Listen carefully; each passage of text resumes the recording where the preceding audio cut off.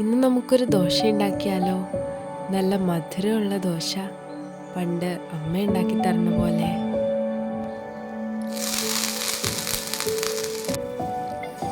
എങ്ങനെയാണെന്ന് നോക്കിയാലോ? ദോശക്കല്ല് ചൂടാവുമ്പോൾ അതിലേക്ക് മാവൊഴിച്ച് പരത്തി വെന്ത് കഴിയുമ്പോൾ അതിൻ്റെ ഉള്ളിലേക്ക് തേങ്ങയും പഞ്ചസാരയും മിക്സ് ചെയ്ത് വച്ചിരിക്കുന്നത് ഇട്ട് കൊടുക്കുക. എന്നിട്ട് അത് മടക്കിയെടുക്കുക.